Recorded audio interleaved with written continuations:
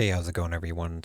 So, today we've got another tier list for all of you.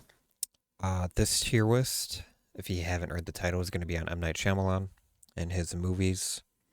I'm actually surprised I haven't talked about M. Night a whole lot on the channel because I do enjoy quite a few of his movies. So as you can see, I've got the S, A, B, C, or A, B, C, and F, and then these I haven't seen. Luckily, I haven't seen The Last Airbender. I heard it's one of the worst out there, so probably won't even consider watching that. So M. Night, I mean, great director, writer, filmmaker overall. I feel like he's got more stronger stuff than he has bad stuff. So he's got that going for him. And I think Trap is one of his worst he's done that I've seen personally. I feel like that and maybe, I mean, we'll get to it, but The Happenings, another one. And screw it. We'll just put it there right now. Well, gosh. No, I don't want to give The Happening an F. It's a low C for sure, but it's not an F. But yeah, Trap is just awful. I really, I think the only good thing about it is it shows that Josh Hartnett can still act. I mean, I was never doubting him before, but it just shows like Hartnett's out there. If anybody wants to give him a decent role, I think he'd do a good job at it. All right. Ooh, and actually, I haven't seen Glass, unfortunately. Um, I think maybe I started it and then I had something to do or something happened. I don't know. But I haven't seen Glass. But let's get it going. So old. Old. Oof. I think I've only seen it one time, and it was maybe a month or so after it came out. It was like right when it dropped on streaming. Um, so it's been a little bit. I do know Thomas McKenzie was in it. That's really the only person I can remember out of the cast.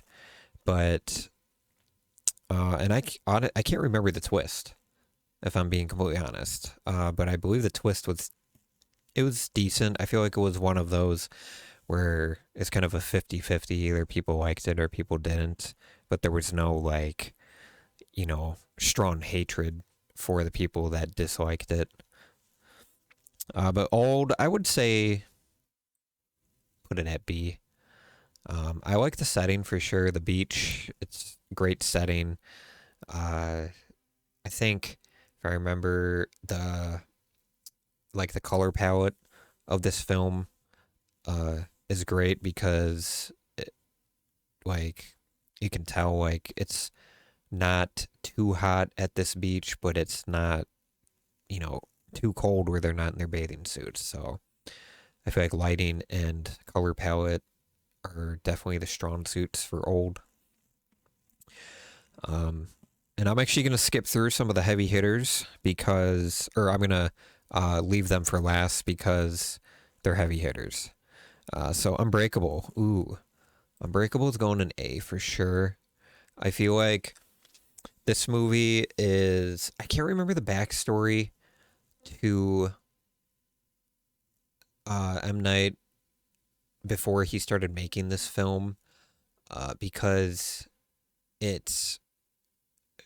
I guess the best way to explain it is it's an unconventional superhero film. And also there will be spoilers. If you haven't seen any of these films, like I said, Trap is his latest one, but other than that, I mean, I'm going to be spoiling stuff.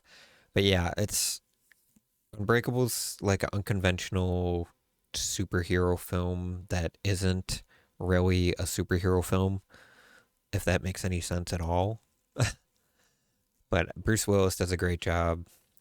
Sam Jackson as well, being Mr. Glass. I mean, great performance by him for sure. All right, The Visit. Ooh, this is a tough one for sure because okay, yeah, The Happening's gonna have to go an F. Sorry for anyone who enjoys that film. I don't think there's too many out there, but yeah, The Visit will go and see. Um, I like how like because I believe this film it was after The Last Airbender, and if you guys, I talked about it earlier, but The Last Airbender, completely flopped. It's a terrible film from what I've heard. I haven't seen it, and so he kind of, with people seeing that, they're like, well, is he this great filmmaker that people say he is? So I think he kind of got shut out by studios a little bit.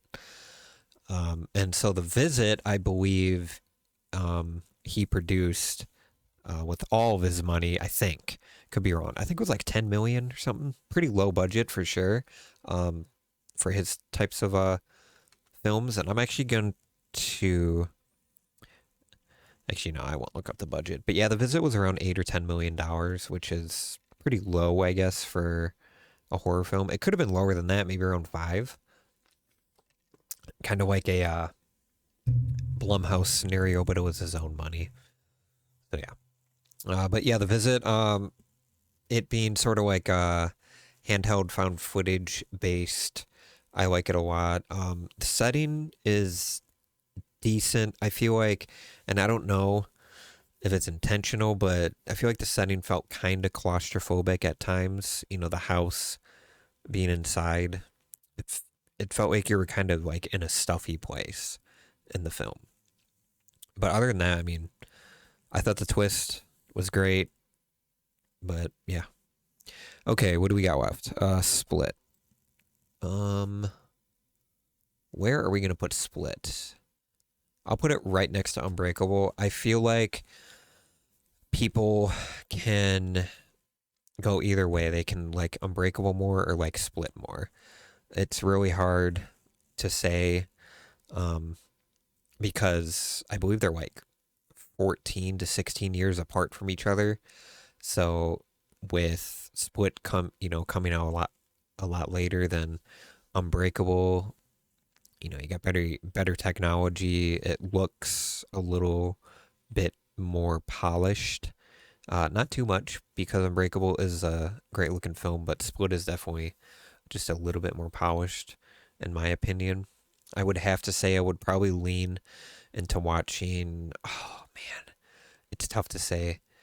I would probably lean more towards Split, but I feel like Unbreakable is a really comfortable film to like just kick your feet up and not have to worry about anything, just watch. With Split, it's a little bit more of like you can kick your feet up and relax, but you're going to be kind of just a little bit more tense and maybe anxious at times. So they both got their pros and cons for sure, but I would feel like I would lean just a little bit more towards Split. Okay.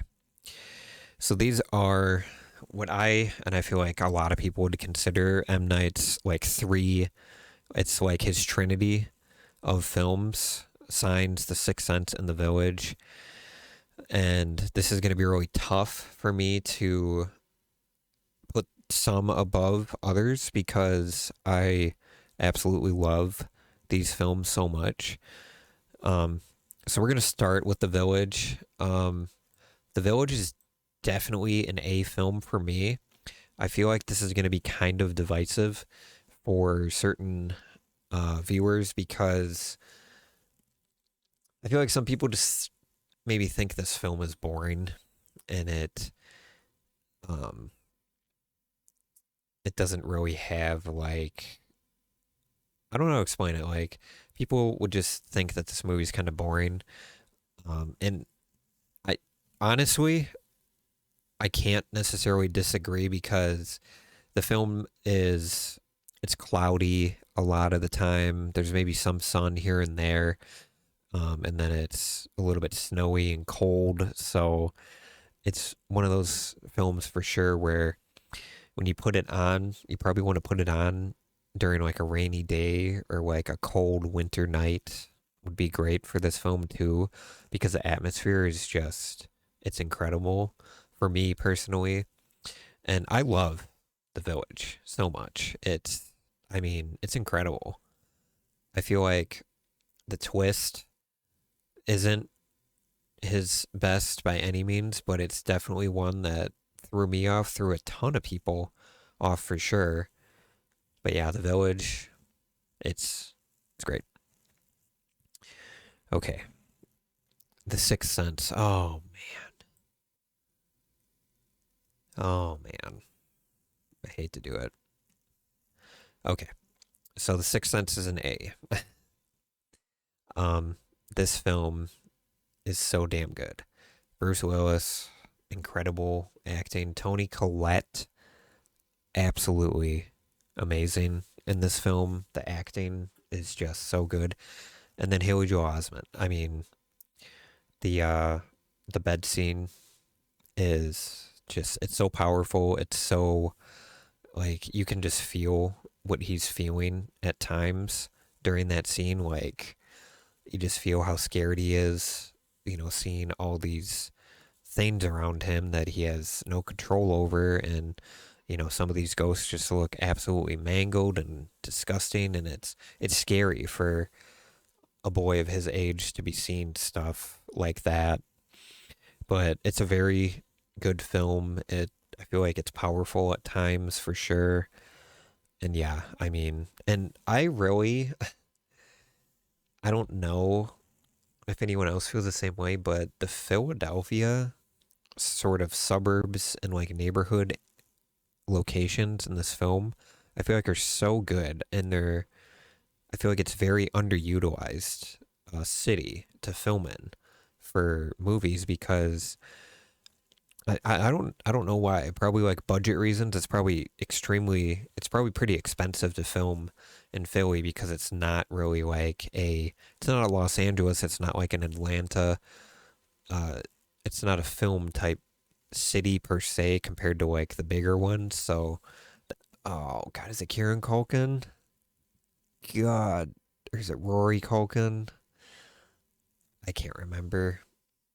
And then oh man, I'm completely blanking on Boo's Haroon, or no, not Boo. What am I talking about?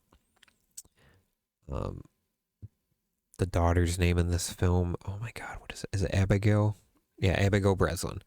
Yep, and it's Rory Culkin. Okay, but yeah, Signs. It's Man, I don't want to say it's the best alien invasion film, but I feel like it is because of the setting. It's so eerie.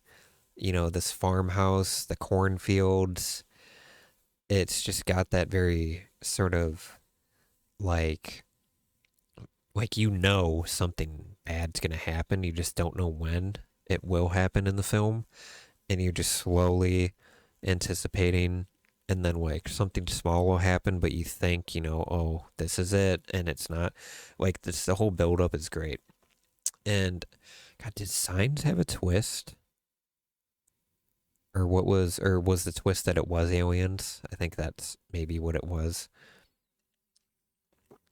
But yeah, Signs, my favorite M Night film for sure. I feel like my top three are um, Signs, and then The Village and Sixth Sense are like two and three, but I feel like they kind of alternate between second and third. They go back and forth. It's really hard to rank these top three films, but they're all great. I feel like the only films of M. Night's I can tell you not to watch, because just don't need to, um, is The Last Airbender. I've never seen it, but I've heard it's terrible, and The Happening. But yeah, that's my M. Night Shyamalan tier list. Let me guys know in the comments what your favorite M. Night film is, and I'll see you guys in the next one.